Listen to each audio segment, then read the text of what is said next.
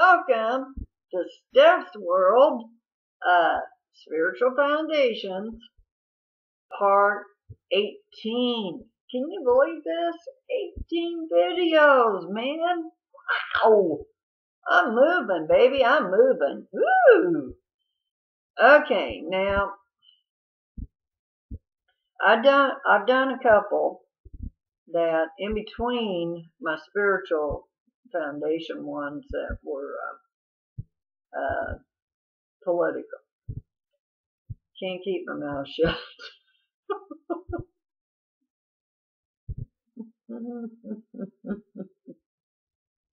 I know.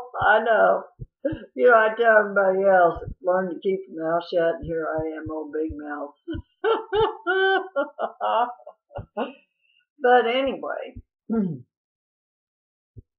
in some ways, I do it for my boy that died for our country.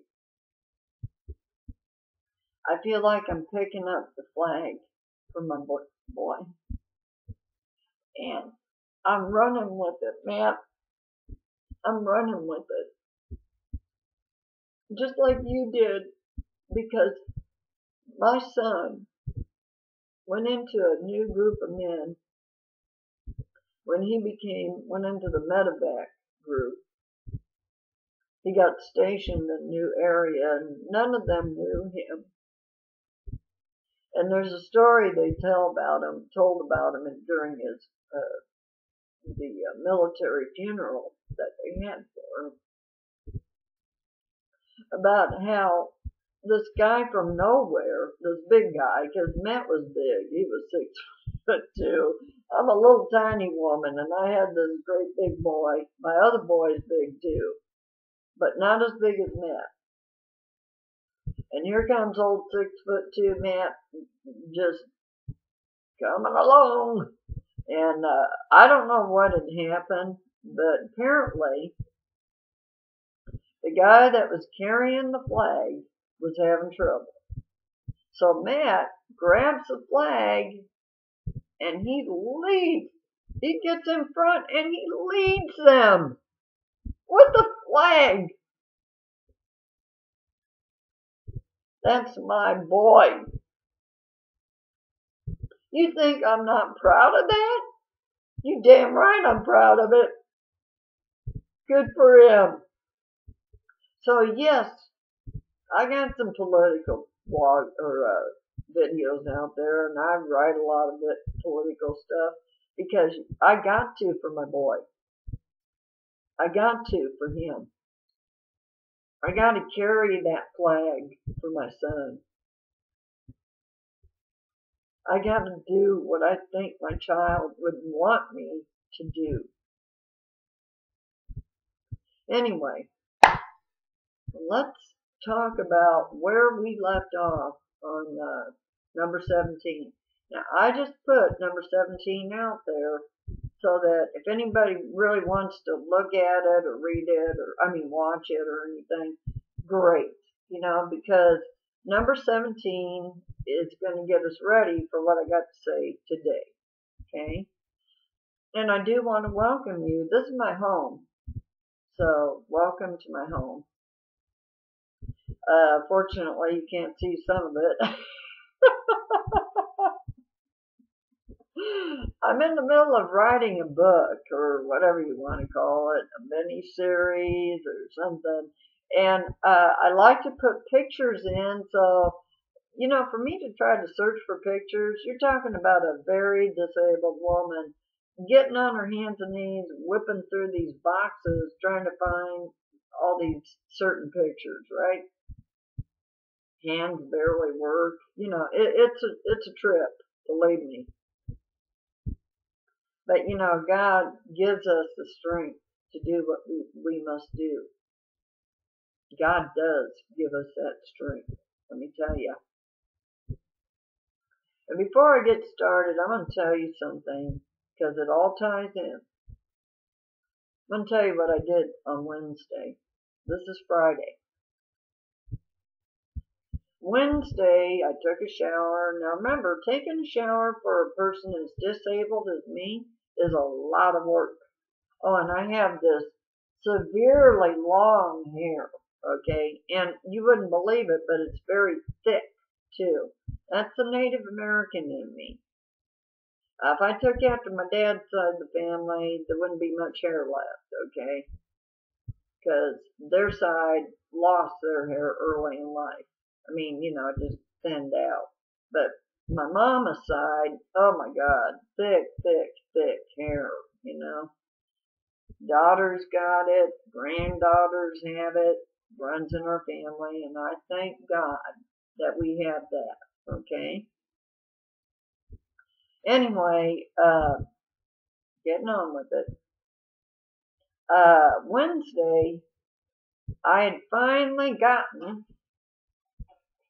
all of my papers. Now, I want you to see this. I had to get everything about Steph. Every darn thing. Every marriage certificate, every divorce decree, my birth certificate, my social security number, everything. Everything. My whole life. To go from a Missouri driver's license to a Georgia driver's license. Now here's the miracle. I got it. It worked. I finally had all their stuff, and I had a wonderful gal, just nice as could be, at the DMV working with me. Here's the problem though. She put the wrong name on. She put my maiden name in. Well, I don't go by my maiden name. I go by my last married name because I loved my husband. I loved him. I don't think that love will ever go away. But anyway, that's not the only reason, but that's part of it. Anyway, it was just too much trouble to change it too. My whole life was full of stuff surrounding that name. But at any rate, so I got to prove who I am.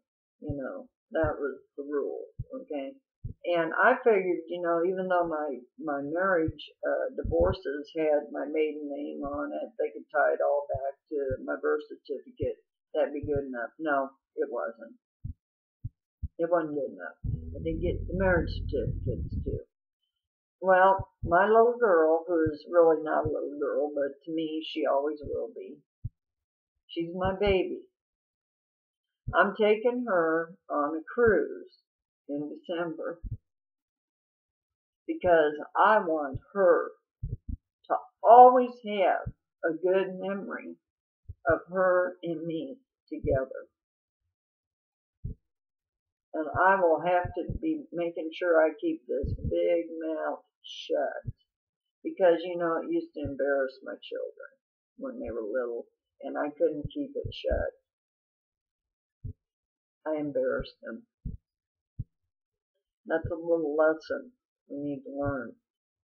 Now, when we're busy spouting out, are we embarrassing other people that love us? Are we embarrassing them? Are we embarrassing our children?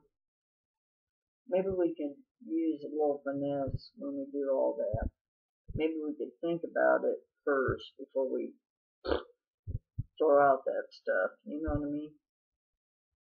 I've learned that lesson today. It's hard not to have the last word. It's hard not to have that last word. It really is, isn't it? Everybody wants to be right. But I'm right. No, I'm right. No, you're not right. I'm right.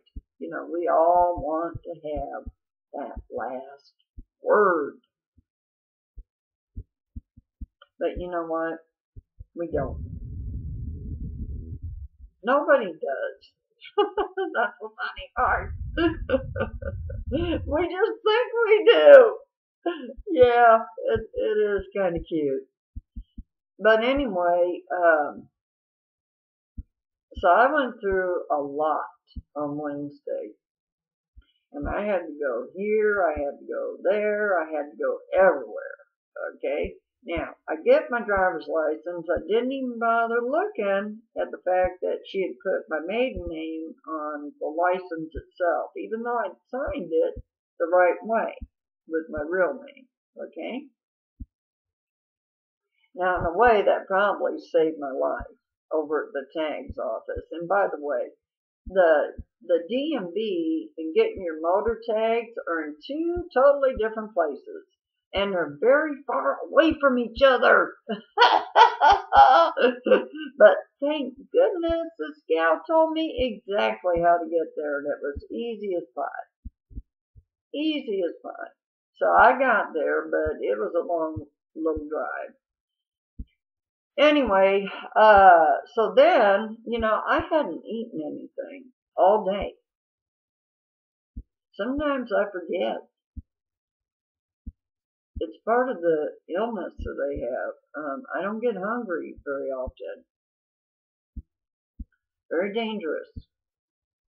I tried to take my vitamins. I tried to stay on top of this, but I've lost so much desire for a lot of foods that it's difficult. It really is. Okay, so anyway, I hadn't eaten, and I barely drank anything, and I am on certain medications, and I forgot to take them too. Well, I'm doing good, aren't I? Am I taking care of me? No, I'm not taking care of me at all. I'm on a mission, but I'm not taking care of Steph at all. Okay? Now, we're going to get into that about the rules here, the priority rules. And this is a great example of following those priority rules, okay? So I went over to the tags office, and this young woman was just so nice to me. Just nice as could be. No chairs in the place. Here I am on a cane, just barely making it because I felt like I was just going to drop. I really did. This is 4:30 in the afternoon, getting close to 5. I am just beat as beat can be. I'd already been busy doing all that stuff, standing. Anyway, this wonderful young woman got me a chair. And I had to it went a while, because I had to call up my insurance agency and say, hey, you gave me the paper thing that said I live in Georgia, but you didn't put it in the computer. So I had to wait like 10 minutes for them to do all that. So they did. It worked out okay. And then she noticed that I had disabled tags. Now, I hadn't gotten anything from my doctor yet. He and I had talked about it. He was going to write it all up, but I just hadn't had a chance to get it from him. Well, this young woman said, well, since you have disabled tags when you got here, I'm not going to argue with it. You're going to get disabled tags. Well, thank you, ma'am. There's God working in my life, Thank you, ma'am. I gave her a hug when I said goodbye, and I shook that policewoman's hand. They put my tag on for me. They took those other tags off. They didn't have to do that, but they did. They sure did. And I have nothing but gratitude in my heart for what they did. So anyway, so now I got to go back on my way home, stop off, and get my driver's license fixed. So I go in, and now there's a whole bunch of people sitting in there, and I'm thinking, oh boy, can this head handle this? Can this body handle this? Well, we'll just see what happens. So I let the gal know real quick, ma'am, you got the wrong name on my driver's license. And she goes, oh, I'm sorry. You know, she was so cool, so wonderful. And she said, just have a seat. I'll get you up here right away. And she did. She did. Another God's blessing for me. And then, on my way home again, I stopped off. I had bought a gun. Sorry, I believe in my American rights to own a gun. I do believe in them. I'm part of the NRA. I can be spiritual and have a gun. See, guns aren't the problem. It's people that are the problem. They're the ones shooting the guns. The guns don't shoot themselves. Let's think about this realistically, okay? So I believe in my right to own a gun. My grandma owned a gun till the day she died. 102 years old, that woman had a gun. And I was supposed to get it, but one of my cousins beat me to it. Oh well.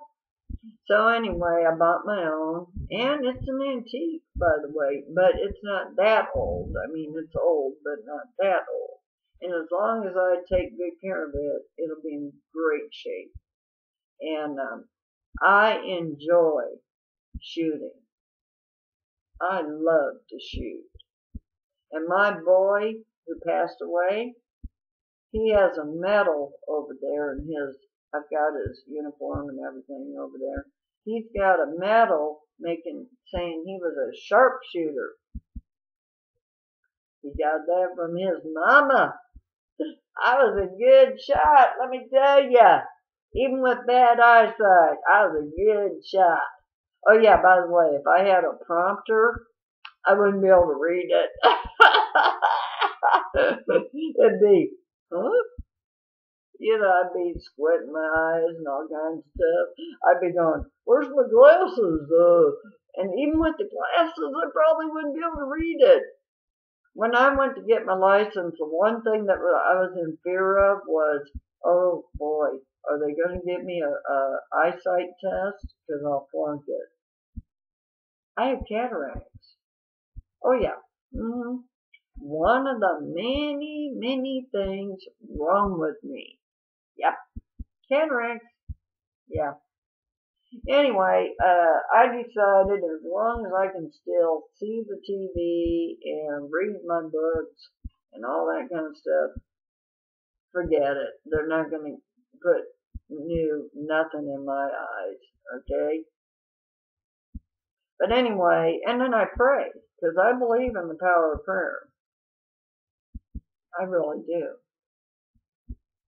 I believe that God will heal us, but you have to have faith.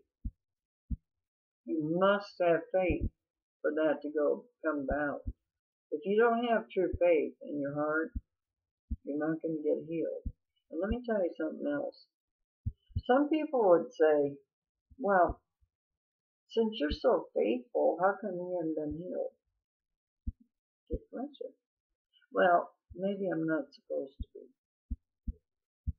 Maybe I'm supposed to be just exactly the way I am to show everybody else something. That sometimes we have to learn to live with our trials and tribulations and still remain faithful to God. Maybe that's what my situation is. Maybe I'm not supposed to be healed physically. Maybe my healing needs to be purely on a spiritual level. And I think it's going that direction. I truly do. Anyway, so I picked my gun up on the way home. So, wow, I did a bunch of stuff, okay? Didn't eat anything, hardly drank anything, and didn't take my meds in the right time frame I'm supposed to take them in, right? Yeah. Okay. So I get home, I can barely get from my car to the front door. I mean, it was, come on, you can do it. Alright, so I can't wait to get on the couch, lay down, turn the TV on, and just not think about anything, right? Okay. Now, I might have dropped off to sleep. I really don't know. It's a possibility. I was awfully tired. So, I had to go to the washroom. Now, I usually go to the washroom in my bedroom. I have 2 bathrooms, and I usually like to go in my own bedroom. It's my comfort zone. I think a lot of people are like that, and frankly, I couldn't walk. I could not hardly get there. It was the scariest thing in the world. I was so dizzy, I couldn't, I was like this, just, it was horrible. I was hitting the wall back and forth trying to get into the bathroom. And I thought, did you eat anything, Steph? No, didn't. So as soon as I managed to get myself back out here, I immediately got a Propel, or not a Propel, but one of those liquid protein drinks. I got one of them. I ate a banana, and I ate a sweet roll, trying to get some sugar in my blood. Okay, and it took it a while to work, but it worked. Okay, next day I was a lot better. I wasn't totally okay yet, but I was a lot better. Now, I tried to call my pain management doctor to let him know that, oh boy, I got a big problem here. But what's he gonna do? What's he gonna do? I ain't gonna go to a ER. Been there, done that. No, no, no, no, no. No ER for me. So, I guess it was just a report in and tell him, uh-oh, I screwed up. So I texted him because he's told us that if we text him, he'll read them. So I went ahead and texted him, told him what was going on, and that's hard when your fingers don't work too. But anyway, then the next day I texted him again. I said, hey, Doc, and that's what I call him all the time, Doc. He's used to it. And I said, Doc, I seem to be a lot better today. Okay? A lot better. I've eaten, drank water, and I'm taking care of me now. Okay, now let's get into it. If I asked you what your spiritual priorities in life were, and by that I mean what's more important to you than anything in the world, number 1, number 2, number 3, let's put them in that order, what would you tell me? See, I want you to think about that. What would you tell me? Okay?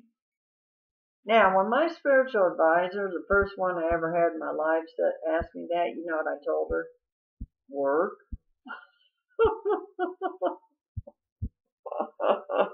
Yeah, work. Work, my kids, my fun. Those are some pretty hefty spiritual priorities, huh? Yeah, okay. Really, she gave me this look like, well, that doesn't surprise me a bit, knowing you. Okay, now by fun, that meant riding a Harley. Alright, now, we had a long talk about that. And she said, now, one thing I noticed that you left out was God. And there was something else you left out. It was you. I said, well, what's God got to do with this? And why would I put myself in there? And here's what she told me. She said, Steph, Number one, you got to have God first for anything, because God's going to take care of you and everything else. And you got to have faith in that God, that Creator. Okay? And I used to say, but I don't know what God is. And she said, you just relax. As time goes on, you'll have some understanding of what your God is. And she was right. 18 years later, I have some understanding. Just a little for the son. Okay, then she said, what about you now? Shouldn't you come first before your children and anybody else? And I said, well, why? And she said, well, if you're not okay, how are you going to take care of those kids? How are you going to take care of that family if you're not okay spiritually? I never thought about it that way. She was absolutely right. How was I going to take care of them if I didn't think of me ahead of my children, my husband, or whoever? Now, here's what she also told me. She said, now, Steph, if you were married, the husband would probably be number two, because, see, in the scheme of things, here's how we put it, or I put it. God and me. Okay? God is within me. He's within you, or it is within you. Yeah, we got to stop this he and she stuff, okay? You can call it a he and she all you want, but come on, let's be honest. Is God truly a sex? And I'll honor and respect whatever you want to call God, but for me, God's an it, or my creator, okay? Now, one of these days I'm going to read out of a really cool book about how people carry that concept of God from their childhood into their adulthood. Now, not everybody does it. I had a gal on Google Plus just yesterday and today talk to me about her God, which is a goddess. And I have a lot of friends who call their God goddess. And that's cool. That's real cool. Man, I'm open-minded. I am so open-minded. I am open to just about anything. I really am. Now, there is one thing I'm not open-minded about. That's showing your private parts on a public thing like Google, having sex with a woman. I'm not open-minded about that. Now, won't allow it. That I immediately block people who do nasty things. That's not a nasty thing, but you make it into a nasty thing when you have someone photographing that action. That's not love, darling. That's not love. Love is a private moment between a man and woman, or between a man and man, or between a woman and woman. Yes, I believe in gay rights. You darn right. I have a lot of friends who are one sex or the other. It don't matter. You know, I think in their souls, that's just the way they are. And I accept that. So, more power to you. I'd be right out there marching right with you. You betcha. Gay rights, I'm with you.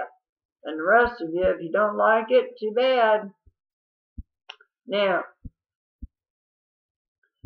I don't know if I'm going to have time for everything today because it went into that story, but that story was important because it made a point. The point was, who was Steph taking care of? Certainly not Steph, right? No. My goodness, I was so dizzy, I was ready to fall on the floor. I'd never been that dizzy. It was a horrible thing. Now, I know I'm sick. I'll be honest with you. I already know that. And these doctors down here in Georgia, they don't know what to do with me because, frankly, I don't think they've met any woman like me before. I really don't. And that's okay. It's all right. I can handle that. I figure God's going to take care of this situation one way or another. And I'm just going to hang in there and do whatever I can to make things as good as I can. Eating is a problem. I need to eat better. But anyway, that's part of taking care of me. And as my spiritual advisor reminded me, she said, Steph, it's you and God. You're number one in that list. You're above everybody. You need to be. And then number two, if you're married or you got a boyfriend that you love with all your heart, I don't care if you're actually legally married to him or not, but if you live with him and you share your life with this man and you're planning on growing old together and going even beyond that, because I believe we do go beyond that, then that man has to be number two. And some people would say, well, don't your kids come next? No, of course not. Because your kids grow up. See, they grow up. And they move on. And they have their own families. See, they have their own children. They have their own husbands or wives. Well, some of them do. I got two boys that didn't get wives. Don't ask me. I have no idea what the deal was with that. Oh, well, Matt did have a wife, but he divorced her. Okay? So when he passed away, I was his beneficiary. Because, Matt always told me, Mom, he loved me so much. He loved me so much.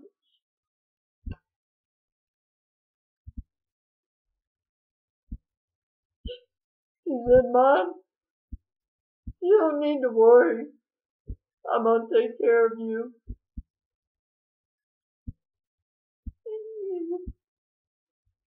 He's taking care of me. My baby's taking care of me.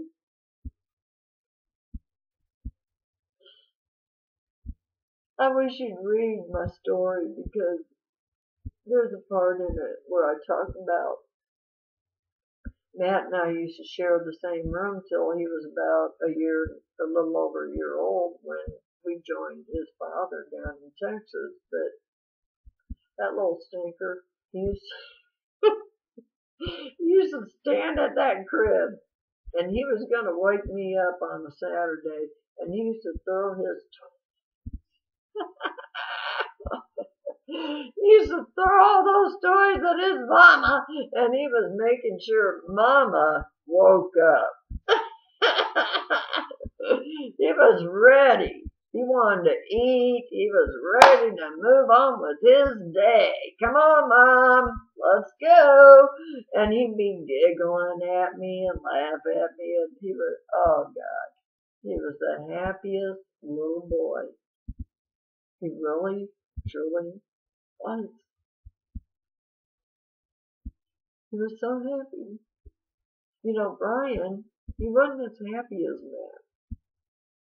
And Rachel, oh my God. I love her dearly, but we didn't know how bad her asthma was, and it was really bad. So that little girl came into this world suffering right from the start, and we didn't even know it till she got real sick and almost died on us. But anyway, that's for further on in the story. I'm going to tell you one last thing. I'm going to ask you something. Now, you do that list. You make that list, that priority list. Call that your spiritual priority list. And once you make it, put it up on the refrigerator. Tack it up there. And by the way, that list can always change. Remember that. It doesn't have to stay the way it is. Something else. I might get a boyfriend someday that will live the rest of their life with me. When I get that boyfriend that day, then those children are going to go down to number 4 or number 3, and that boyfriend's going to be number 2. I don't know. Never know. I think I'm still fairly attractive. I think a man would be happy with me. I really do. Now, I'd be a challenge to be a girlfriend because I can't do everything regular women can. I'm getting late. I'm sorry. I kind of pushed this a little late. I was going to read you something really, really darn important here. It's about our spiritual, what we call our spiritual defects, and I got a list of them. Now, I'll just hold off on that till next time. I figured, okay, I probably gave you some good examples of some stuff, and I made a big deal about that priority list. That list is highly, highly important. You have got to start putting God first with you, because you are part of God. You really are. We all are. Okay? That's why we have to love our neighbor. That's exactly what Jesus said. That's exactly what every holy book in the world says. Every single one. Love thy neighbor. Because we're all connected. I'm going to let y'all go. I love you. I love you dearly. And bear with me. I'm trying not to be sad about right now, but when you lose your child, it doesn't just go away. Sorry. It just really doesn't. It's fine most of the time, but then when their birthdays come or the holidays, it's tough. It really is. So, keep me in your prayers, please. I love you all. And Teresa, I love you, baby. I love you. Ardo, love you. I really do. I love you with all my heart. I honestly do. You have no idea. Y'all have a beautiful Friday. Thank God it's Friday. And I'll talk to you soon. Okay? Have a great day. Bye.